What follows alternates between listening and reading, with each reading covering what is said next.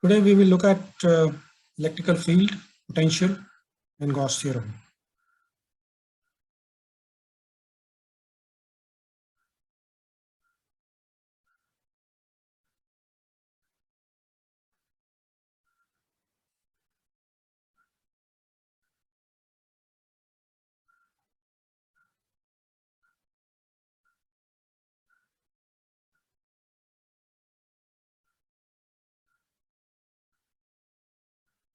Now in this topic, the first thing comes is Coulomb's law.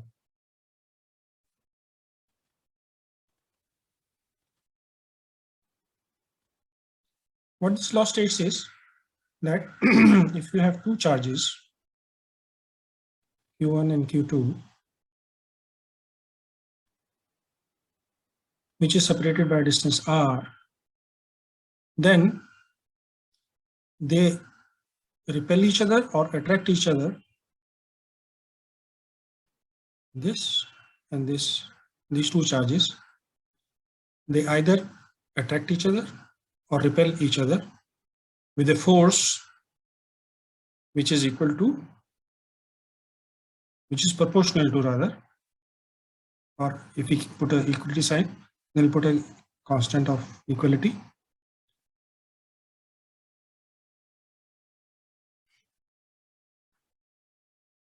So it is proportional to the product of Q1 and Q2 and inversely proportional to the square of the distance between them.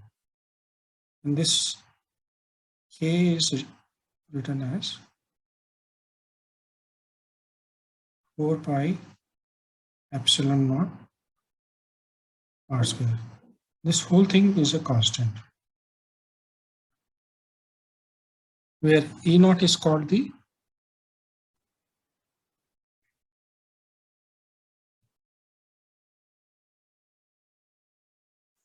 permissivity of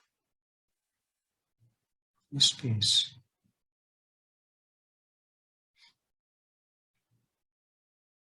Right?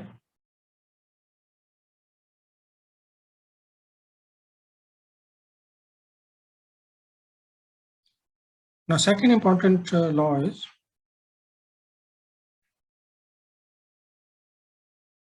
Gauss's law. What it says is that you take a charge, a number of charges, and you envelop them in an imaginary envelope. The envelope should be such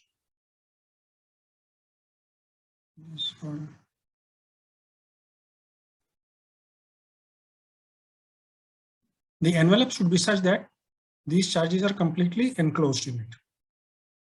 Now, if that be the case, then what you can say is phi, which is the flux, electrical flux due to these charges, let us say collectively this is Q charge, then the flux due to charge Q is equal to E dot ds integral.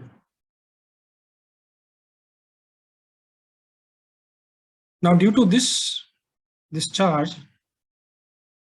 an electrical field will be developed, which may be uniform, which may not be uniform. Now, if we take a very small area here, small surface area, where electrical field is E and ds is the area of this small area. This is our ds. Then we take dot product of these two. Now, if we take dot product of these two, we have covered only a small portion of surface area. Now, if we do this, sum the whole process of all the areas, this is called integration. And this special symbol, this is a special symbol, this is called integrating over whole area. Now, mind it, the direction of E could be anything. The direction of surface is always perpendicular to the surface, wherever you may be. It is always at 90 degrees to surface. Now, if you do an integral of this, all of this, this is equal to charge divided by epsilon naught. Epsilon naught we have seen earlier. Yeah, this is the total charge. So what it says is, you take total charge. If you divide it by epsilon naught, this will be equal to flux. And the flux is, you integrate small pieces of E dot ds over the whole surface and you will get flux. So by doing this, you are establishing a relationship between charge and E, depending upon this relationship between Q and E, depending upon this integration, which will depend upon the geometry and the shape of the body. Okay.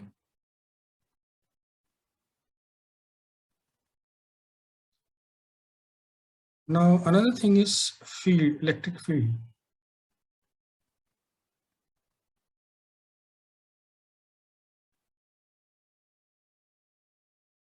When we say in an area, you have an electric field, what does it mean? What it means is that if you have a small charge, unit charge,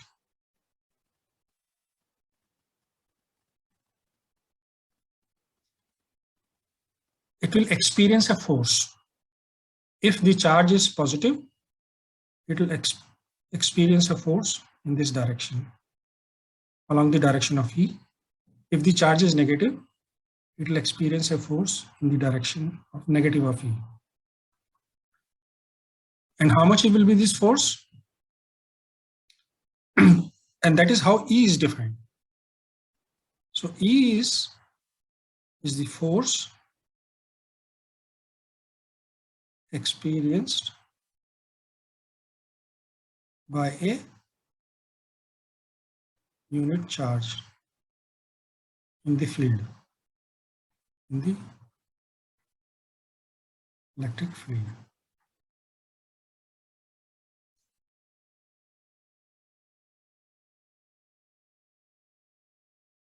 So in this, we have taken Q1 and Q2 charges.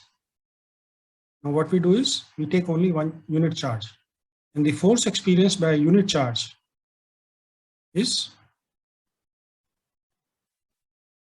electrical field.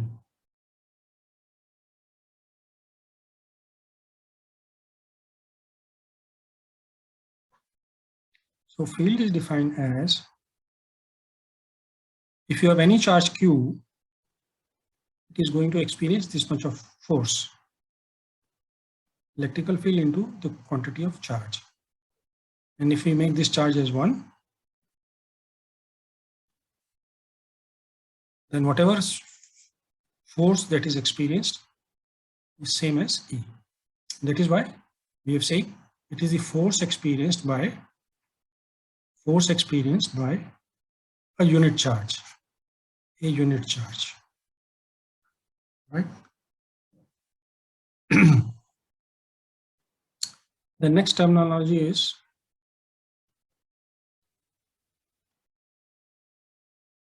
electric potential.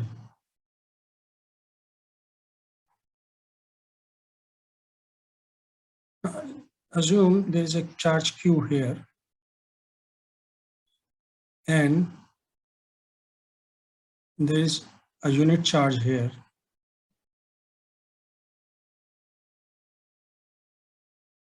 Obviously, and let us say if this distance is x, so this unit charge will experience a force of repulsion if it is positively charged. If both are same charge, this will be given by into 1, right? Now, if you bring it closer and closer and closer, what happens is, there is work to be done. And how much amount of work will be done? This is the work, this is the force at distance x. If you move it by distance dx, so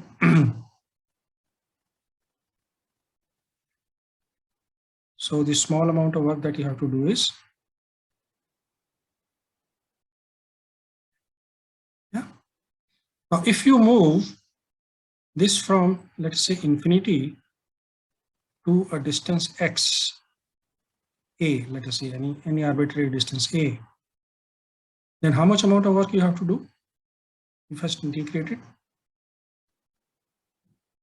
This force is, this x is negative because our dx is reducing, becoming negative.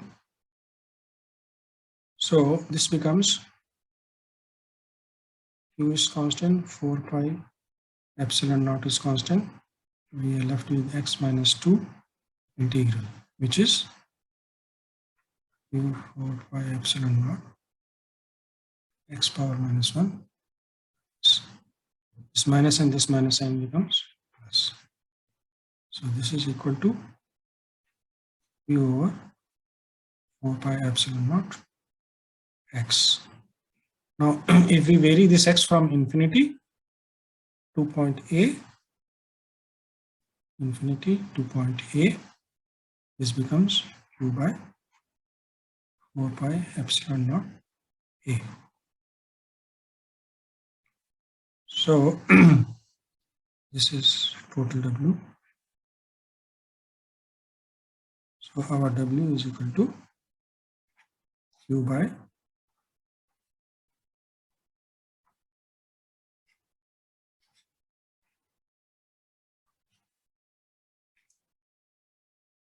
now if we define potential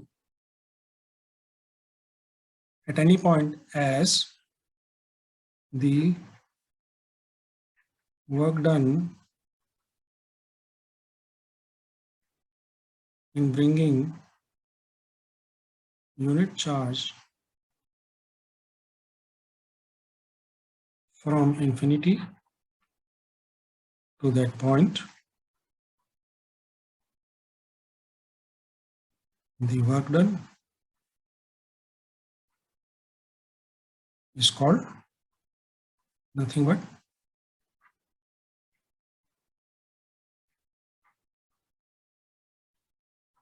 potential at that point, electrical potential, of course. So by this definition, this becomes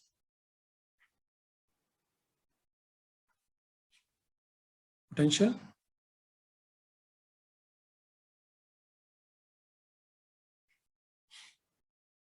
yeah.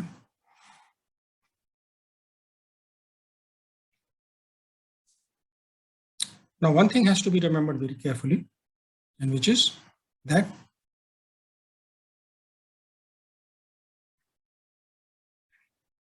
electrical potential is a scalar quantity.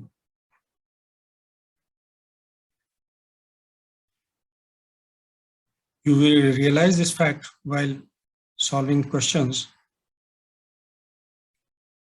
that electrical potential, unlike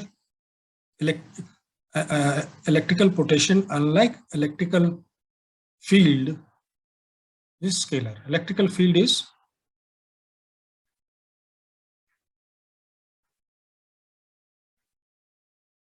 vector. Electrical field is vector. Field is vector and potential is scalar. You remember very carefully. Now,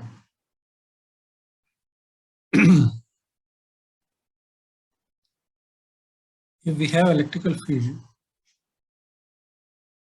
if we move a charge from position A to position B,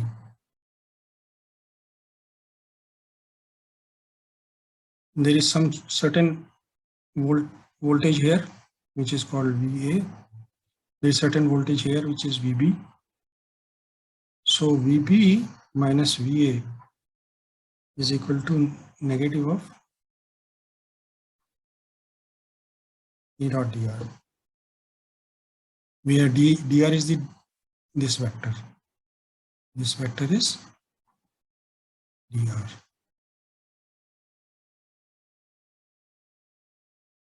Mind it, this is a dot product. So dot product is a scalar quantity.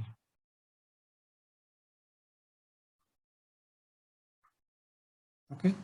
E can also be defined as minus of dV by dr.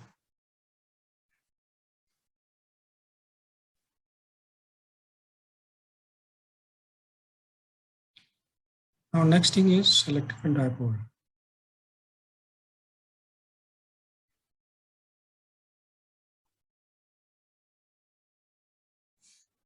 What is electrical dipole? It's basically configuration wherein you have two equal and opposite charges tied together. They are not independent of each other. They are tied together with some separation d. This configuration is called,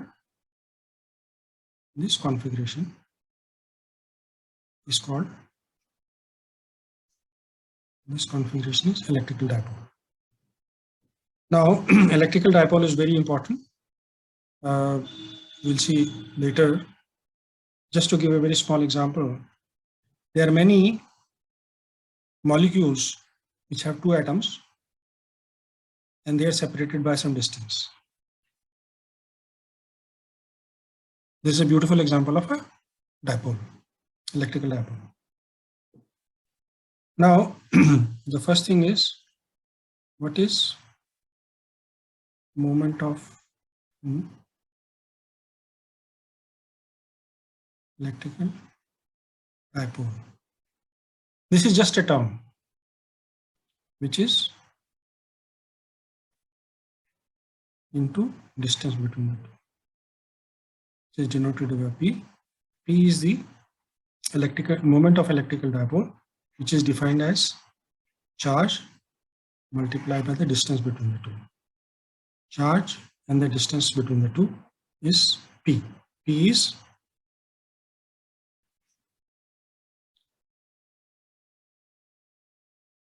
electric dipole.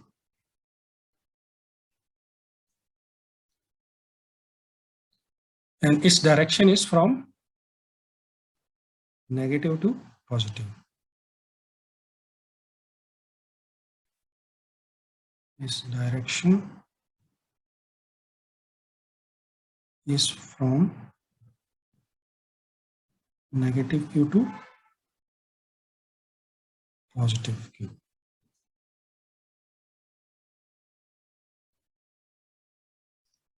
Now we can find out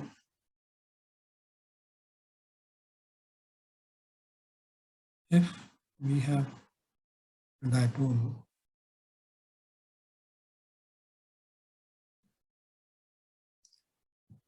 this is a midpoint. So what will be the electrical potential at any point P, which is distance r away from it? Now we are not going into the derivation part of it, but just the empirical result of it.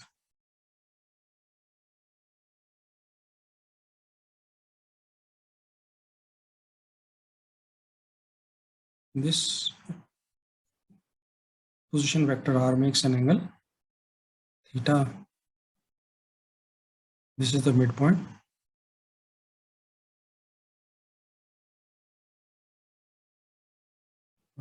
So this is d by 2. Okay. Then voltage at P is given as P cos theta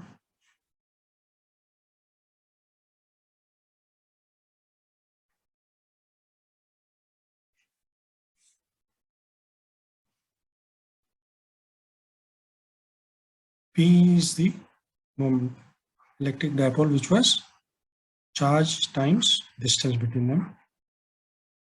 This is P. Theta P is QD. Theta is this angle. epsilon naught we know, and r is this distance from midpoint to point P is r.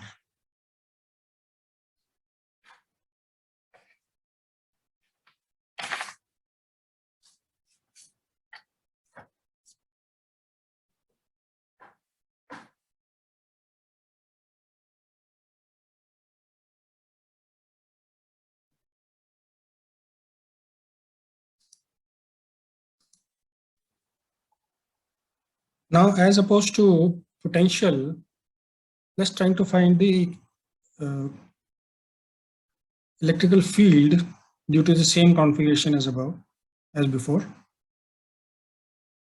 This is minus q. This is plus q. This is the midpoint. This is distance d.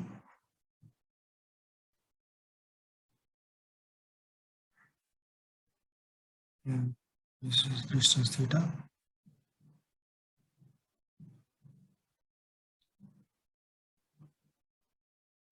This is radial vector. Now, assuming that our E, this is a direction of our E resultant, we then resolve it into two components. One is along ER, let's say it makes an angle theta and perpendicular to it. We call this component this one. And this distance from here to midpoint is r. Now, electrical field due to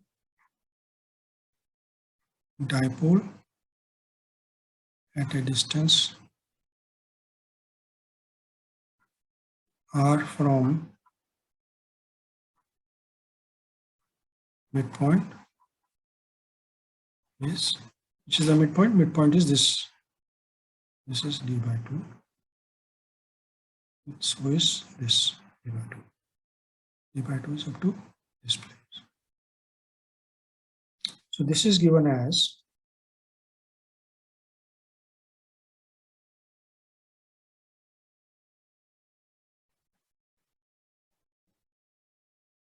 four pi epsilon naught p times r cube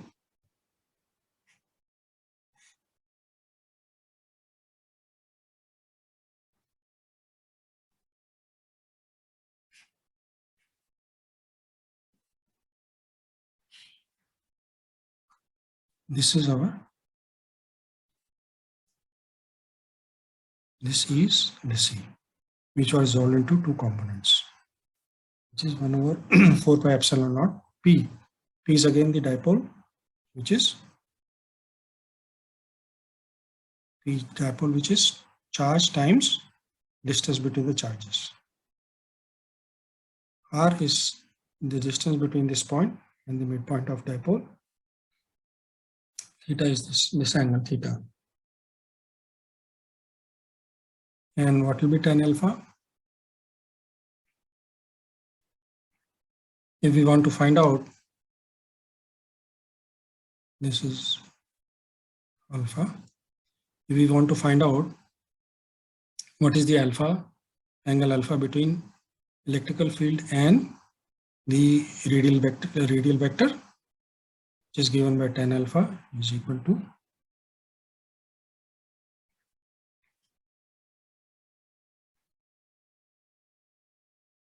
obviously which is equal to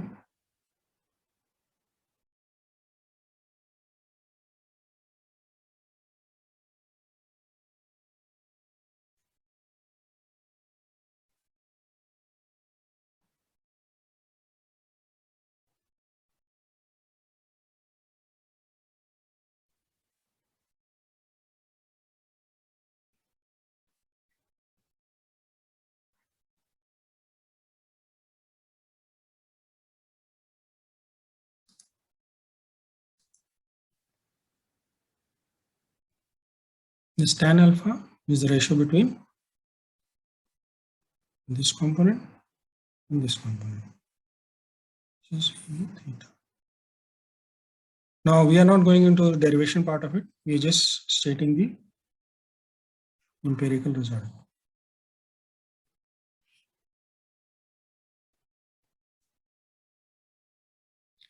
Now next is, you've seen this is positive Q.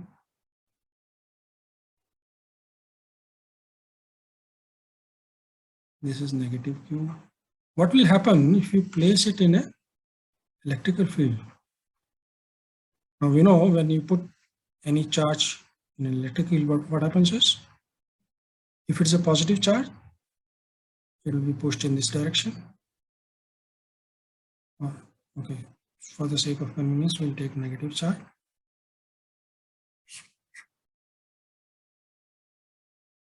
It doesn't matter whichever way you take it. But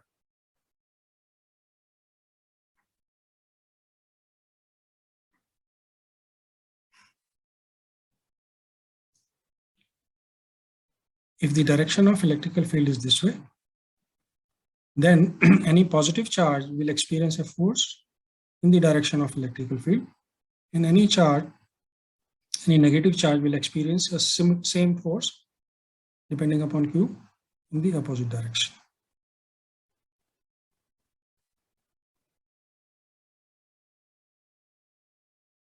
Now, does it ring a bell? Two equal and opposite forces. Two equal and opposite forces acting on a body. Let's say this is a central point maybe. What will happen? It will try to rotate. This will try to rotate in this direction.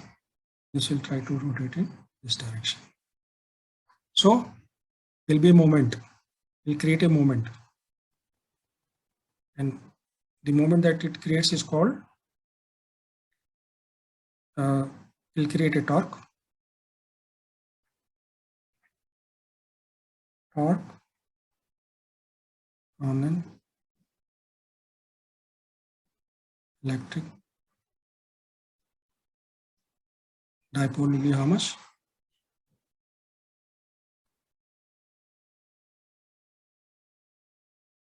Let's say this is theta. Then torque is defined as what? Torque is a vector quantity, is defined as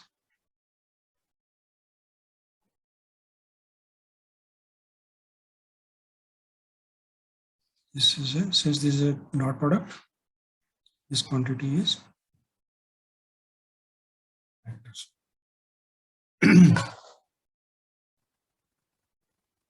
So normally we know our torque is equal to R cross force. Now if we analyze this, what is P? P is Q times distance. So this is our R vector as it is here times force. So what is force? Force is, this is our force. E times Q is the force. So if we represent, we can represent this way. Torque is equal to P cross E. And we know P is also called dipole moment.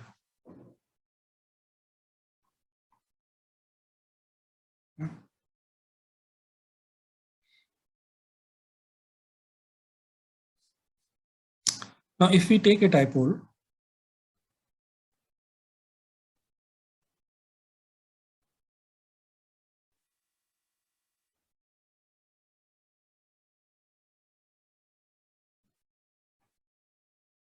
this is the midpoint, and we try to calculate electrical field due to this, because these are charged particles, loads. This will have its own electrical field, this will have its own electrical field. What will be the resultant field at any point P? Can we find out? Yes, let's try to find out. This whole distance is D. So this is, we can say this is A. This is also A. Because the dipole will have then separation distance of 2A. And we define our R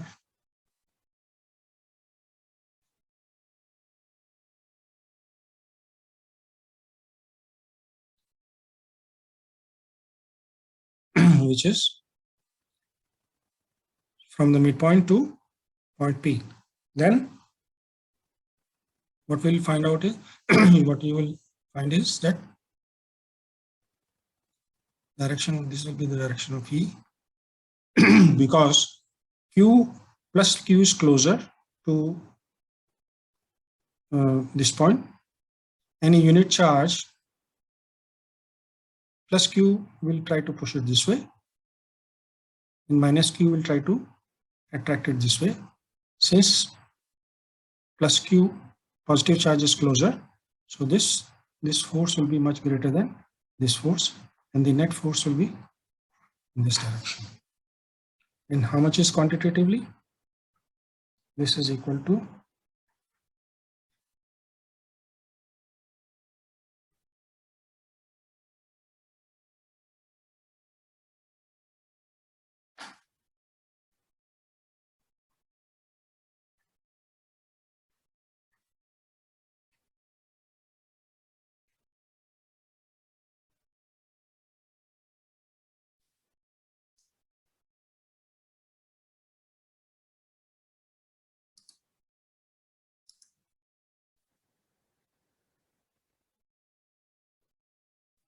we can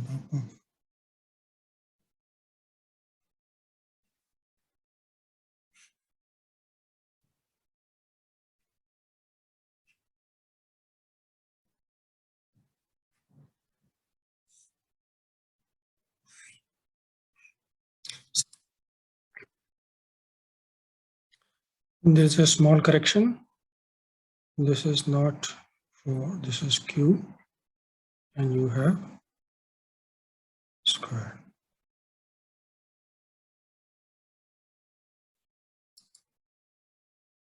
Let's try to find out. Let's take this dipole.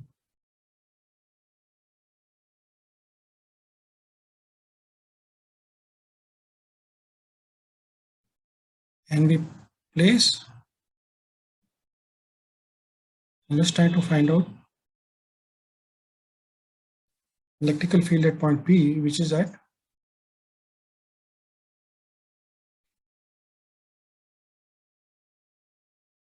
perpendicular bisector of Q and Q naught minus Q. So what will happen? This positive charge will repel it in this direction. This negative charge will attract a unit charge in this direction. And since the force of repulsion and attraction are same, because unit charge, these charges are same. So if we break this into two components, this also will break up into two components. Downward this component will same. They will cancel out each other, and two components in horizontal direction will get added up. So if we call this as F, what is F? F is Q1 into Q2. Q2 is 1 unit charge divided by 4 pi epsilon naught into square of this distance. Square of this distance, suppose this is R. So this will be how much? R square plus A square under the root. So if we take square of this, then it will be R square plus A square. Now we have to take the horizontal component. If this is theta, this is also theta. What will be the horizontal component? F horizontal. F horizontal will be F cos theta, right? Because this is theta and we are talking about this component. So F horizontal, because of one charge, is equal to F cos theta. F we know is Q.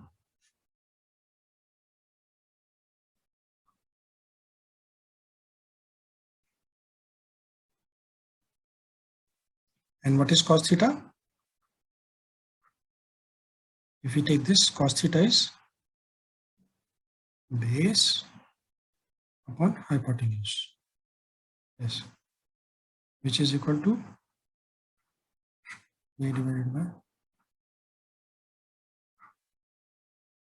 So if we substitute this value of cos theta here, it becomes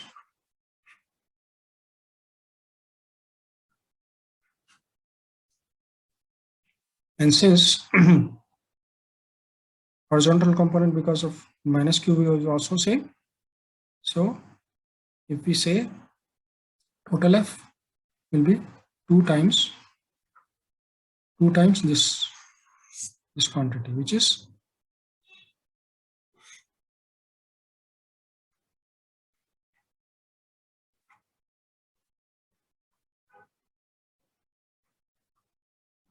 yeah.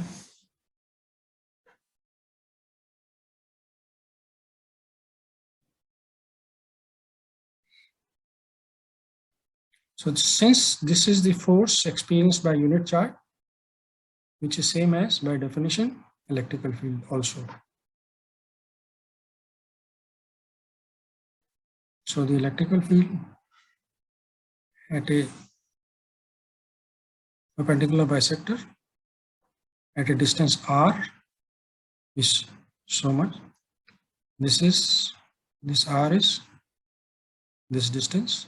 Sorry, this r is perpendicular distance, this one, and A is half midway between dipole.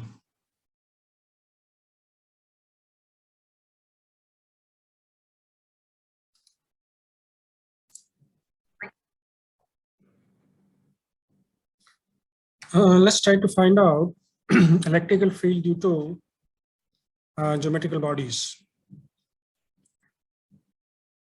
First of all, let's take the case of a wire. This is a long wire.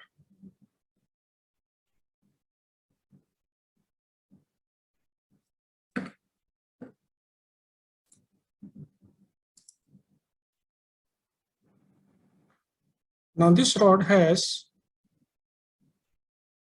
is uniformly charged.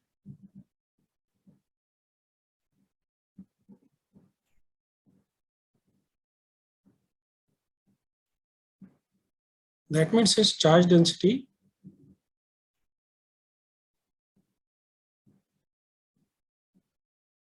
which is charge per unit length is constant everywhere. Now to find out the electrical field, now we also know if this is a long wire, the direction of its electrical field will be, if we take the top view, if this is the wire, then its electrical field will be uniform radially.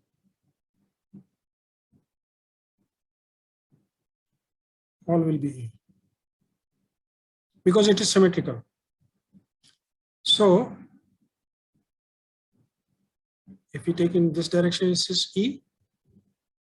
If we take it in this direction, again it is E. Now what we do is we draw an imaginary Gaussian cylinder around this conductor. So what happens is electrical field is perpendicular to the sides of the cylinder, and if we take this top surface, then direction of ds is here, wherein electrical field is here. So E dot ds will be 0. That means there will be no contribution because of bottom portion or the top portion. So what we'll be left with is that what is the total charge enclosed in this cylinder? If the length of the cylinder is L, it is L times the density. And what is the density? Density is Q by L. This is the charge divided by area. Or let's talk about this way. Phi will be E dot ds integral, which is equal to Q by epsilon naught. Now, E in this case is always perpendicular to the surface. So, the angle between them is 0. And what is total ds? It is nothing but 2 pi r into L. If L is the length of the cylinder, which is equal to phi, and this is also equal to Q by epsilon naught. So your E is equal to Q by epsilon naught 2 pi.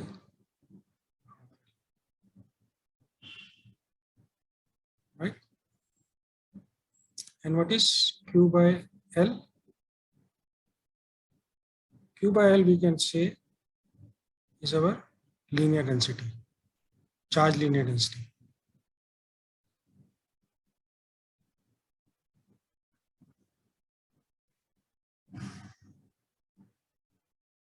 So this is our electrical field in case of a long wire which is uniformly charged with density of linear density of charge is so much. And linear, what is linear density? Linear density is total charge divided by total length. This is linear density.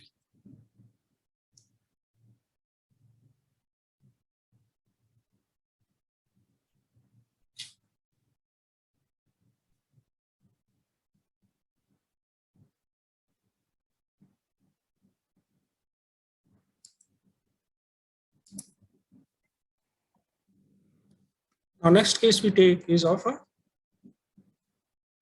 long sheet. This is a long sheet.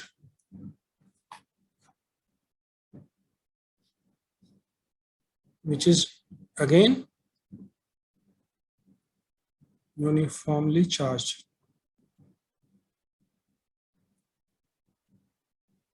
with charge density as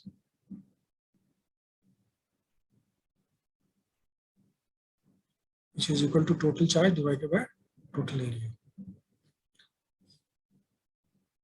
So if we take small area, charge per unit area here or here will be same. Now we know if we take a long sheet, the electrical field will be perpendicular to the surface of the charge sheet. Since this sheet has two sides, so there will be, if you see from the top, there will be electrical field this way and there will be electrical field in this direction, both the direction, and both will be same because of symmetry. Now to calculate the electrical field due to this sheet, what we do is we draw an imaginary cylinder around it whose radius is r, and we know, as we have mentioned before, the direction of E is always here. There is no E in this direction or in this direction. So the only E is in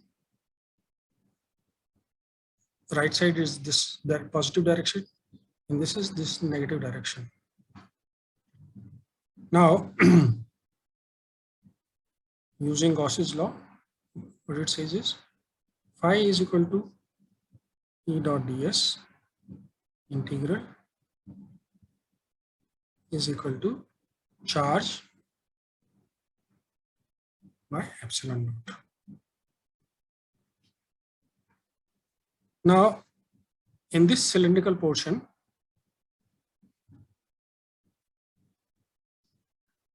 E is all, this is, if we take the curved surface, the direction of curved surface is radially outward, wherein direction of E is axial. So there is a 90 degree between them. So E dot ds from the sides, this is the direction of surface ds. This is the direction of E. So both are, since both are at 90 degree, so there will be no contribution of E dot ds from the curved surface. What about ends? Yes, ends will contribute because ds is also going outwards and E is also going outwards. Means in both the cases, at both the ends, they are parallel to each other, which means we can simply take E times area twice the area. This is the area of one end, which is equal to 2 pi r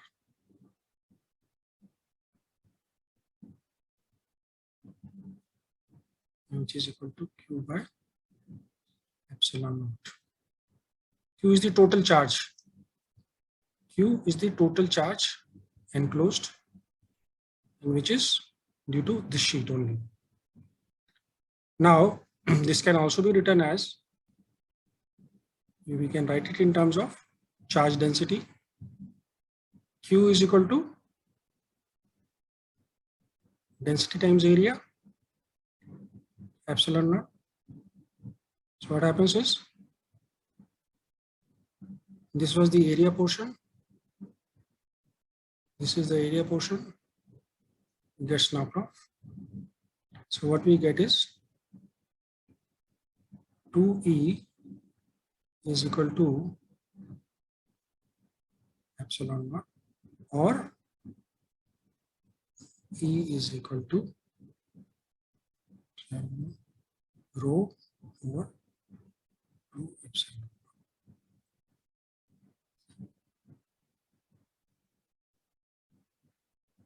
This rho is the charge density, which is Q divided by area. In this case, this Q will be, since we are talking about this cylinder, the amount of Q will be only pertaining to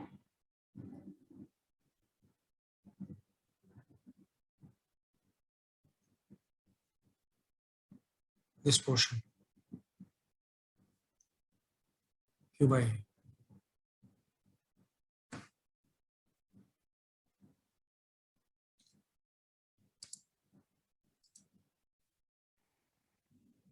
Sorry, this area will be actually, if we take it, is pi r square. This will also be pi r square, so they get cancelled. This is not 2 pi r, this is pi r square. So this is area, they get cancelled. Both cancel each other. Now let's take the case of a hollow sphere. In case of a hollow sphere, or otherwise also, it could be, let's say, this is a sphere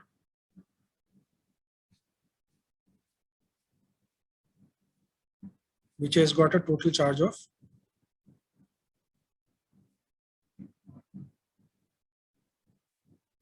Q. Now in a sphere, if this sphere is uniformly charged, then the direction of E will be radially outwards and it will be uniform. On the total, this is the direction of E.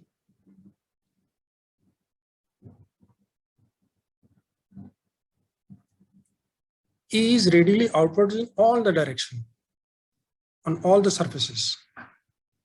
Okay. Again, we apply our Gauss theorem, which says phi is equal to E dot ds, surface integral is equal to Q by epsilon naught. All right. Now, what is E? E is constant all. E is constant all on the total periphery. Right.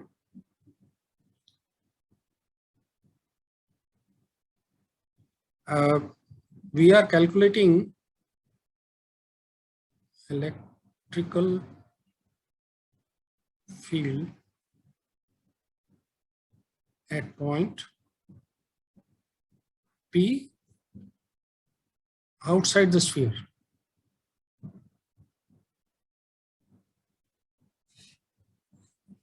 So our Gaussian surface passes through this point P.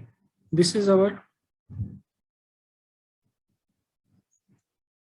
Gaussian surface in the dotted black, and this is the point P. So the flux through this Gaussian surface is E dot ds and is equal to Q. Q is the charge enclosed by this Gaussian surface, which is same as charge on the sphere by epsilon naught. Now, since E is radially outward, and so is the direction of ds. ds is also in the same direction, so they are parallel to each other. So phi becomes equal to E times surface area. What is the surface area of this Gaussian surface? Is 4 pi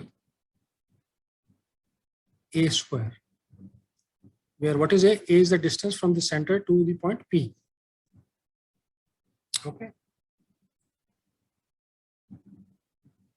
Which is equal to Q by epsilon naught.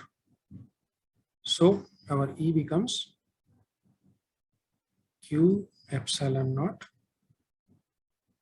divided by this quantity, which is 4 pi a square.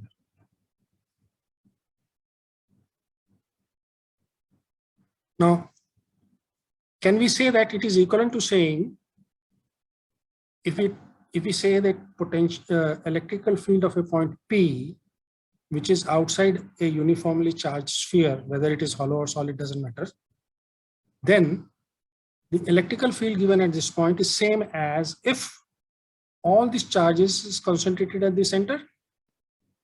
If all these charges was concentrated at the center, the electrical field would have been Q divided by the square of the area, square of the distance between them. So we can also say that in case of a point P, which is outside the sphere, it is equivalent to saying that electrical field is equal to a point charge placed at this center. That's all.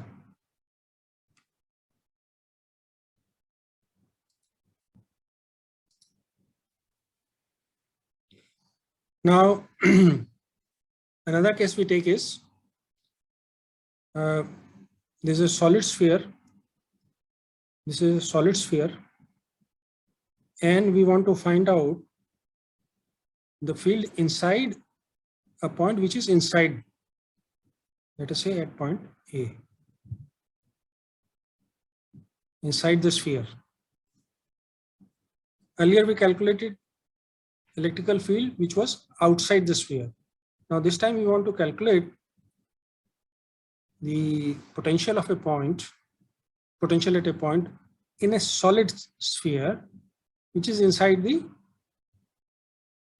solid sphere. Okay. Now what will happen?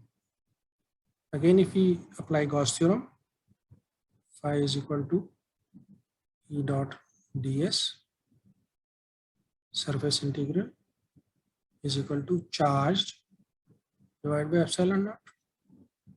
Okay. Now, what is this charge? Let's say we take this dotted area as Gaussian surface, which is whose radius is same as A. We have seen it separated for the sake of clarity. Otherwise, this dotted circle is coinciding with this circle. Okay. So what will be Q? Q will not be the charge on the whole surface, whole sphere, wherein because the Gaussian surface is not bothered about the whole sphere. Gaussian surface is bothered about the charge enclosed in itself. And what is the charge enclosed in itself in this envelope? Is because of the charge on this part of the sphere. And what is the charge on this part of the sphere? If let us say Q was the total charge on the sphere, which was responsible for where R is the total radius, this will be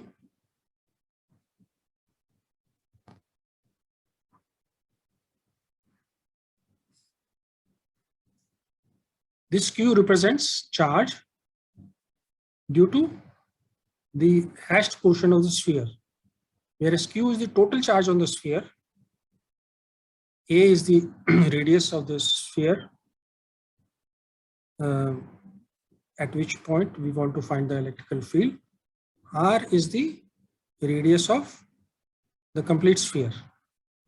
So the charge on the hashed portion is so much. So, and we know again E will be uniform, which is radially outward. So is direction of our Gaussian surface. This is E. Everywhere they are parallel to each other. So we can say this is into area, and Q we replace from here, which is total Q, which will in the ratio of radius cubes, and this E, and how much is the area of this Gaussian surface? Is 4 pi A square is equal to Q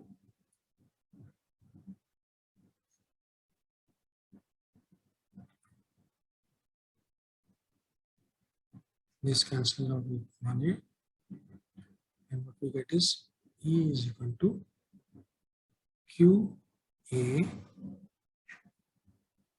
R Q 4 pi. We've forgotten the epsilon naught here.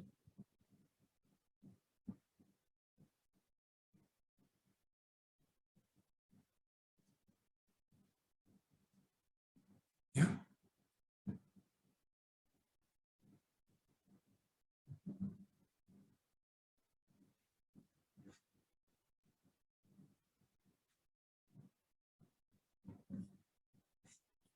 This is in case of point inside a solid sphere.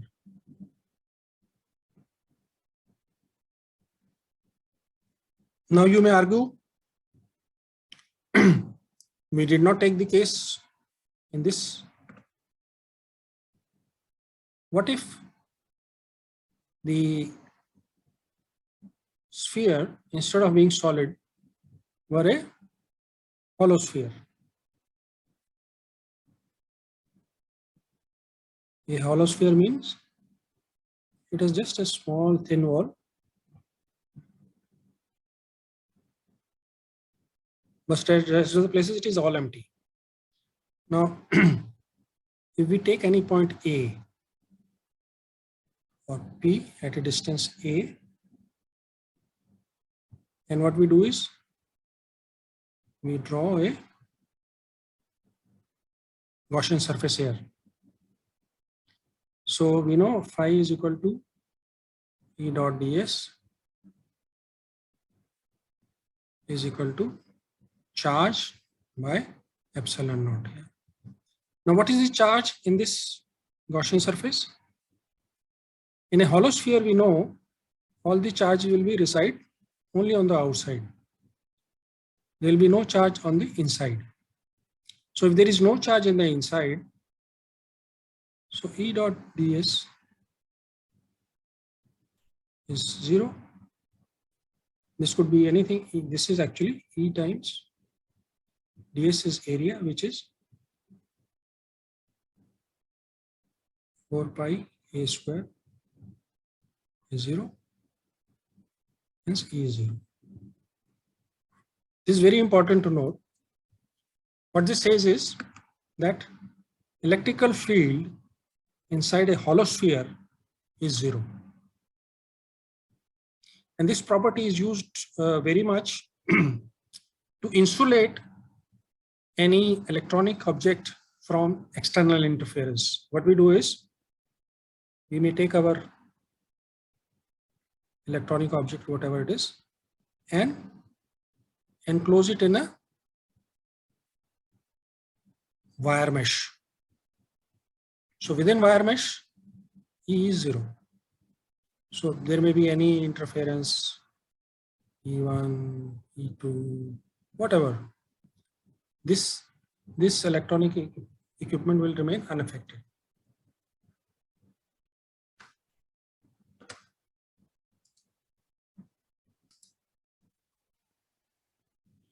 Now, if we summarize electrical field and voltages in case of spheres, we first take the case of a uniformly charged sphere, thin. Thin means it is hollow. Thin or hollow means same thing. Whose radius is r, and we want to find its potential or electrical field at a distance a from the center. Now, in case this point A happens to be outside the sphere, then E is this much we have already seen.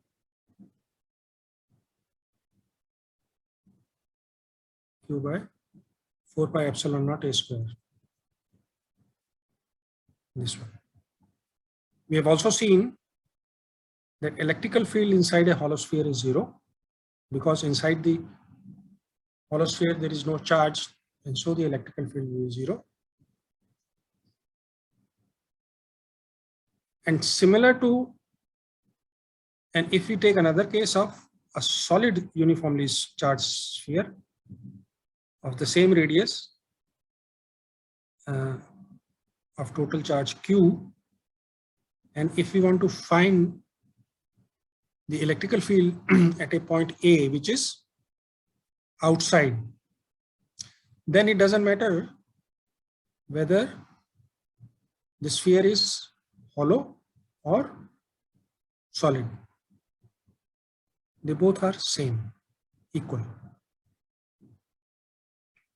But now this is an interesting case. In case of a solid sphere, the field inside the sphere is not 0. The field inside the sphere is given by this formula, which we have seen earlier.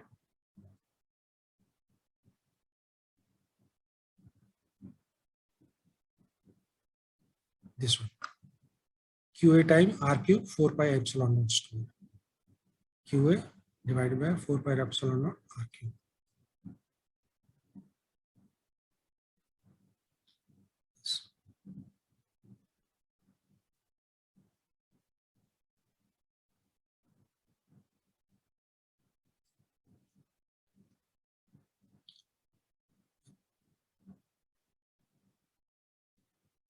Small correction.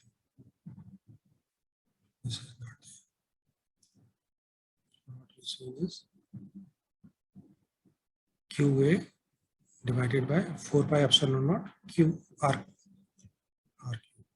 So we misprint. Now, if we talk about a voltage at an external point, which means at a distance greater than the radius, then it doesn't matter whether we are talking about a hollow cylinder, hollow sphere, or a solid sphere. Both are same, because we have seen that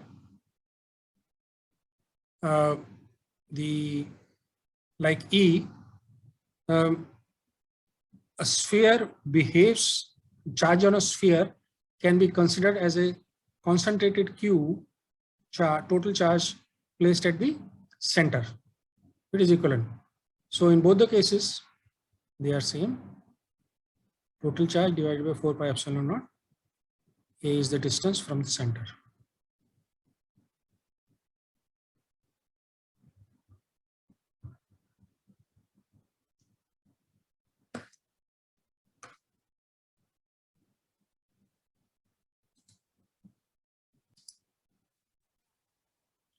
Now, if we take the voltage at a point which is inside the sphere, then the value of V in both the cases is different, and it is given by, in each case is given by this formula. We are not going into the derivation of these two, but it can be easily done.